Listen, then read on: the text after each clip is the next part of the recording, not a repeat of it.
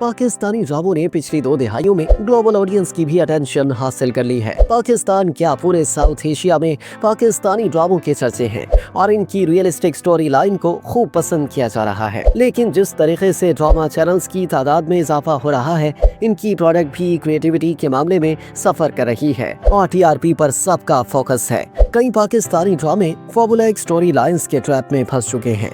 किसी एक story line के हिट होने की देर होती है कि इसी तरह के 4-5 ड्रामे आगे पीछे बनने लगते हैं। माजी में जैसे लव ट्रायंगल, सास बहू के झगड़े और टॉक्सिक मर्द का औरत के लिए जुनून की हद तक पागल हो जाना जैसी फॉर्मूलाइक स्टोरी लाइन पर बनने वाले ड्रामे बने, वैसे ही अब खानदानी दुश्मनी एक ऐसा टॉपिक बन गया है जो हर दूसरे ड्रामे में देखने को मिल रहा है और इसकी वजह ज्यादा टीआरपी और यूट्यूब व्यूज हासिल करना है। इस वीडियो में हम उन नए ड्रामों की बात करेंगे जो आगे पीछे ऑन एयर हुए और इनका मेन टॉपिक खानदानी दुश्मनी ही था, खई।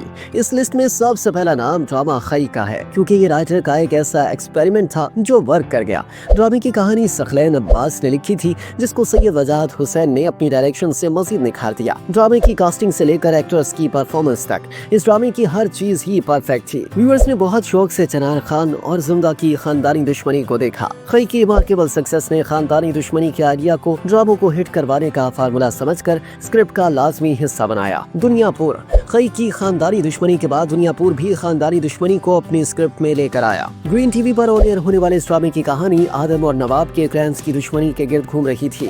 2 खानदानों की 3 जनरेशन इस जंग का हिस्सा बनी दिखी, जो सालों से एक दूसरे की जान लेने में मसरूफ थे। कत्ल गारत के साथ ड्रामे में रोमांटिक ट्रैक को भी रखा गया। ड्रामे के सीजन 2 की बातें भी हो रही हैं और फैंस शमशीर और अना को ये जंग आगे कंटिन्यू करता देखने के लिए पुरजोश हैं।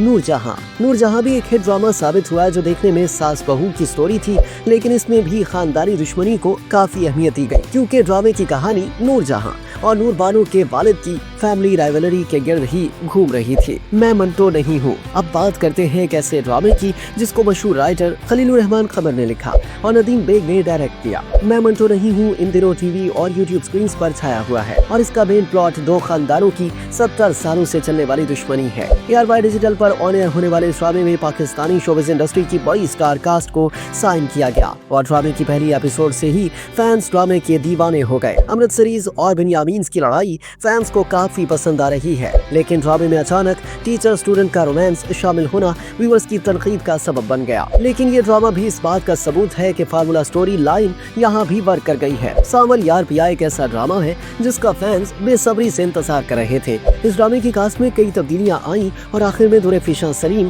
फेरोज खान और अहमद अली अकबर लॉक कर दिए गए। ड्रामे को टीआरपी चार्ट्स और यूट्यूब व्यूज दोनों में ही शानदार कामयाबी का सामना है।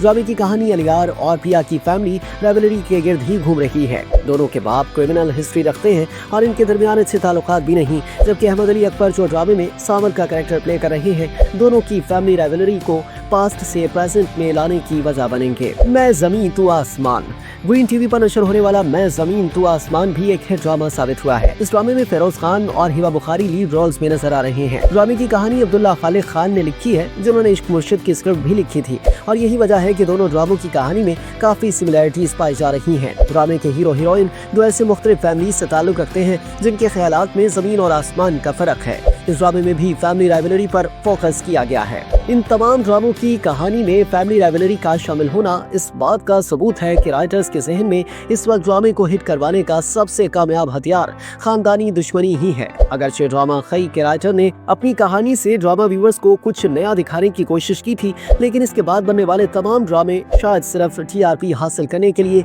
इस मौजू को स्क्रिप्ट में शामिल कर रहे हैं। पाकिस्तानी ड्रामों में आने वाला ये नया ट्रेंड क्या आपको पसंद आ रहा है या आप अब इससे बोर हो चुके हैं? कमेंट सेक्शन में बताना मत भूलिएगा।